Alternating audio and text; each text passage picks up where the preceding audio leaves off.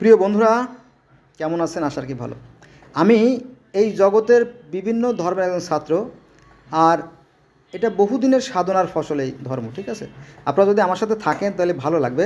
আমি আজকে যে বিষয় নিয়ে আলোচনা করবো তা হচ্ছে যে জগতের অসংখ্য অসংখ্য ধর্মে মাটি দিয়ে মানুষ তৈরি কাহিনী, তাই না? প্রথমে আমি ইসলাম ধর্মের কথা বলবো। আপনারা জানেন, তাই না? এটা হচ্ছে আপনার সূরা আল বাকারার 34 নম্বর আয়াতে এই কাহিনী বর্ণনা করা হয়েছে। আদম এবং হাওয়াকে তৈরি কথা বলা হয়েছে যে আল্লাহ ফেরেশতাদের সাথে কথা বলছিল, হে ফেরেশতারা, আমি তো পৃথিবীতে আমার প্রতিনিধি বা খলিফা প্রেরণ করতে চাচ্ছি, তোমাদের কি মতামত?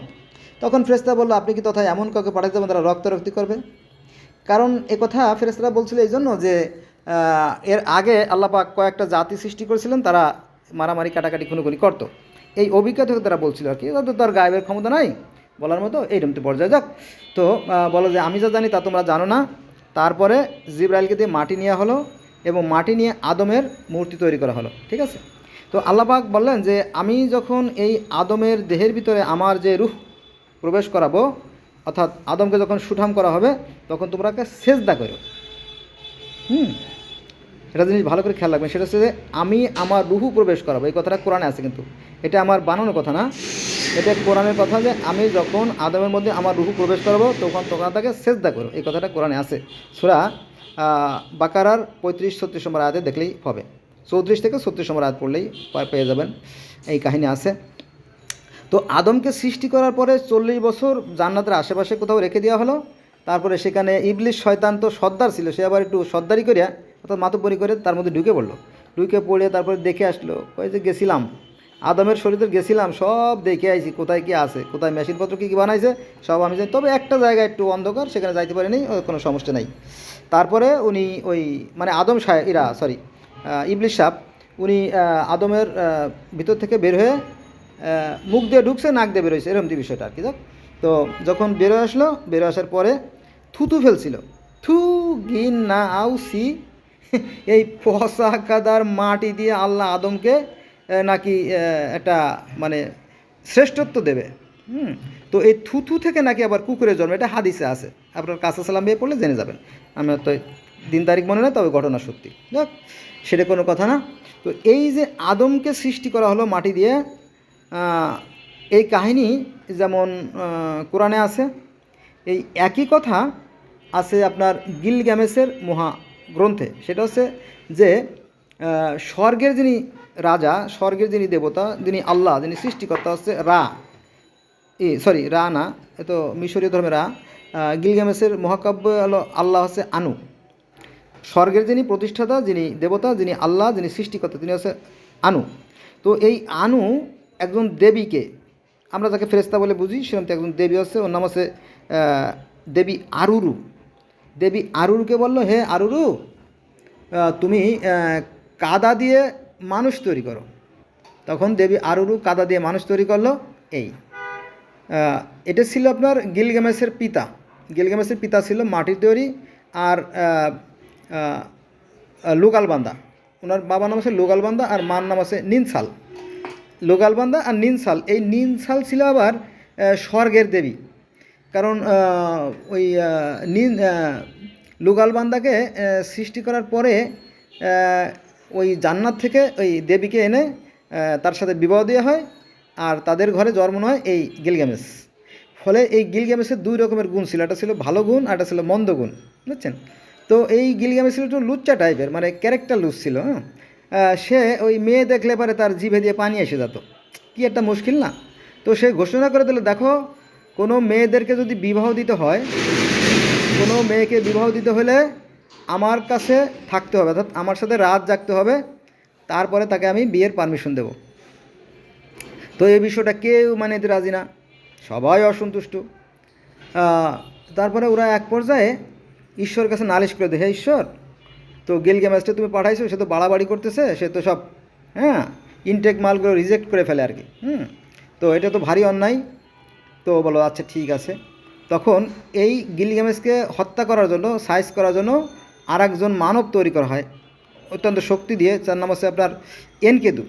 এই এনকেদু বনের মধ্যেই বড় হচ্ছিল, কিন্তু এটাকে মানুষে জেনে যায়। জেনে যাওয়ার পরে গিলগামেশের কাছে এসে খবর দেয় যে দেখেন বনে গেছিলাম, বনে তো আপনার মতো একজনের দেখলাম, ইয়া তাগড়া শক্তিশালী সিক্স প্যাক মানুষ।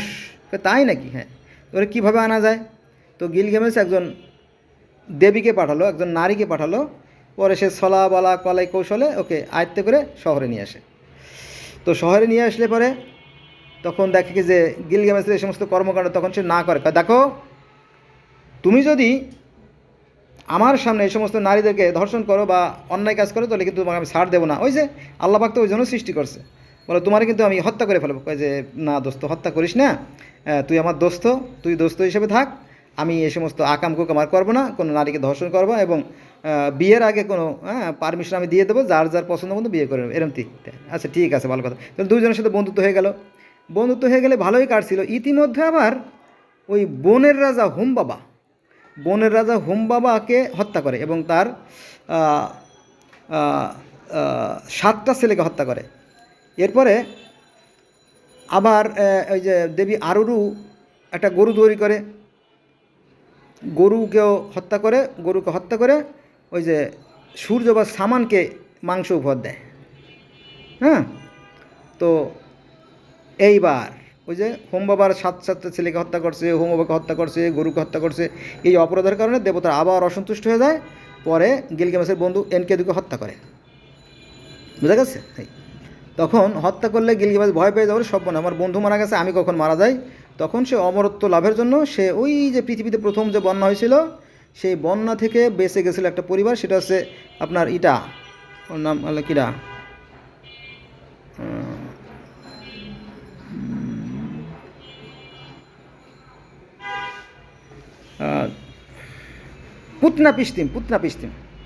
পুতনা পিস্তিমের পরিবার সেই মহাপ্লাবন থেকে বেঁচে গেছিল, যেমন নুহ নবী বেঁচে গেছিল সেই কাহিনী। পরে সেখানে যায় অমরত্ব লাভের জন্য, তিনি একটা গাছ দেন, সেটা জীবনলতা, এটা খেলে অমরত্ব লাভ করবে, কিন্তু প্রতিমধ্যে সে সাপে খেয়ে ফেলায়। যাক, এরকম তো বিশাল কাহিনী, একটা বই তো আর একটা ভিডিওতে আলোচনা করা সম্ভব না। এই কাহিনী আছে গিলগামেশের মহাগ্রন্থে আর কি গেল। এরপরে মিশরীয় ধর্মেও কিন্তু মাটি দিয়ে মানুষ তৈরি কথা বলা আছে। ঈশ্বর রা অর্থাৎ অদৃশ্য যিনি সৃষ্টিকর্তা, তিনি দেবী শ্বেত শুটকে বলল যে তুমি কুমারের যে কাদা, অর্থাৎ কুমাররা যে কাদা দিয়ে হাঁড়ি পাতিল করে, সেটা মূলত একটা আঠালো কাদা এবং মসৃণ এবং আঠা, এই খুবই সফট আর কি, সেখানে কোনো বালি পাথর ঝিল বালি থাকে না। হ্যাঁ, এরকম সুন্দর মাটি দিয়ে তিনি মানুষ তৈরি করলেন, প্রথম মানব সু এবং প্রথম মানব দেবনাথকে সৃষ্টি করলো আর কি। তো এখানে আমরা কোথায় বললাম? ইসলাম ধর্ম মাটি দিয়ে মানুষ তৈরির কথা বললাম, গিলগামেশের মহাকাব্য মাটি দিয়ে মানুষ তৈরির কথা বললাম। এবার যাবো আমরা সনাতন ধর্মে, কারণ সনাতন ধর্ম আমাদের বেশ পরিচিত। সনাতন বা হিন্দু ধর্মেও সেই ঈশ্বর যিনি ভগবান, যিনি ঈশ্বর আর কি, তিনি বিষ্ণুকে বলিলেন, বিষ্ণু বলো জি, তুমি কর্দম দিয়ে মেলেশ্বর জাতি তৈরি করো, মানে মনুষ্য তৈরি করো আর কি। তো সেই কদম দিয়ে মেলেশ্বর তৈরি করা, মানুষ তৈরি করা হলো। কিন্তু এই মানুষ কী করলো? এই মানুষ ঈশ্বরের নির্দেশ অমান্য করে সেই রম্যফল ভক্ষণ করলো, আর রম্যফল ভক্ষণ করার পর তারা মেলেস্য হয়ে গেল, অপবিত্র হয়ে গেল। এই কাহিনী আছে আপনার উপনিষদের বন পর্বের 31 পৃষ্ঠায়। কোথায় আছে? উপনিষদের বন পর্বের 31 পৃষ্ঠা আছে, যদি আপনারা দেখতেন। তাহলে আমরা দেখলাম মাটি দিয়ে মানুষ তৈরির কথা। আবার ইহুদি ধর্ম এবং খ্রিস্টান ধর্মেও মাটি দিয়ে মানুষ তৈরির কথা বলা আছে, যে ঈশ্বর, এই কাহিনী বলা আছে অনেকগুলো, তাওরাতে আছে, জব্বরে আছে, বাইবেলে আছে, তালমুদে আছে, জেনেসিসে আছে, বহু জায়গা আছে।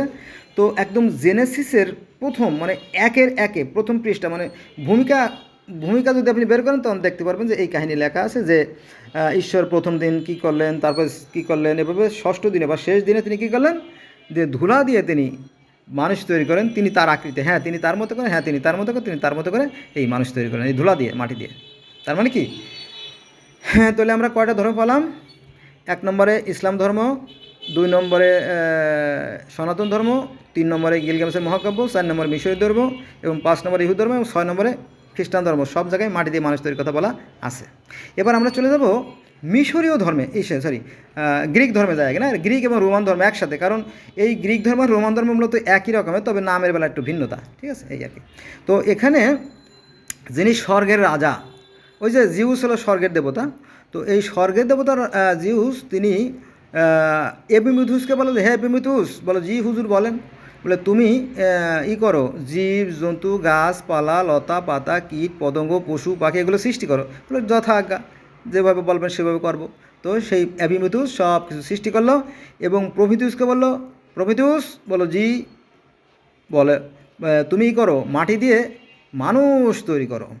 তখন এই প্রমিথিউস মাটি দিয়ে মানুষ তৈরি করলো এবং মাটি দিয়ে মানুষ তৈরি করা হয়ে গেলে, এই কথা কিন্তু আমাদের ইসলাম ধর্মে আছে, জিব্রাইল মাটি নিয়ে মানে আদমের মূর্তি করেছিল আর কিরকম কাহিনী আছে যাক। তো সেখানে এই প্রমিথিউস মাটি দিয়ে মানুষ তৈরি করলো, মানুষ দিয়ে মানুষ তৈরি করার পরে সে আবার ঈশ্বরকে বললো, অর্থাৎ জিউসকে বললো যে ঈশ্বর, আমার তো মাটি দিয়ে মানুষ তৈরি কাজ শেষ হয়ে গেছে। ঠিক আছে, তোমার কাজ শেষ, এবার আমার কাজ শুরু। তারপরে তিনি কী করলো, দেবী এথেনা, স্বর্গের দেবী একজন এথেনা, আমি আগেই বলছি যে আমরা যাকে ফেরেশতা বলি এই ধর্মগুলোতে তাকে বলে দেবী, বলে দেবী বা দেবতা বলে আর কি। তো দেবী এথেনাকে বলে, হে এথেনা, বলো জি, বলো তুমি যাও, তুমি পৃথিবীতে গিয়ে ওই করো, ওই একটা মানুষের যে মূর্তি তৈরি করা হয়েছে তার মধ্যে প্রাণ সঞ্চার করলো, যথাজ্ঞা। তখন তিনি পৃথিবীতে এসে এই প্রাণ সঞ্চার করলো আর কি, হ্যাঁ, এবং তিনি সচল হয়ে গেলেন। তো ওই অনুষ্ঠানে কিন্তু দেবতারা সবাই সেখানে মানে ভোজে আসছিল। ওই অনুষ্ঠানে সমস্ত দেবতা এবং দেবী সবাই কিন্তু উপস্থিত ছিল এবং ওই মানুষ দিয়ে মানুষ তৈরি করার পরে ওই মানুষের সাথে আবার প্রমিথিউসের বিবাহ দেয়। সেই অনুষ্ঠানে দেবতারা উপস্থিত ছিল এবং তাদেরকে একটা উপহার দিয়েছিল যাকে বলা হয় প্যান্ডোরা বাক্স। এতে বিশাল কাহিনী, আপনারা জেনে নিন অথবা আমার সাথে থাকলে আমি জানবো। আচ্ছা, এরপরে আমরা তো জানি যে এই যে পার্সি ধর্ম বা দর্শন ধর্ম, এটাও ইসলাম ধর্ম, ইহুদি ধর্ম, খ্রিস্টান ধর্মের মতোই।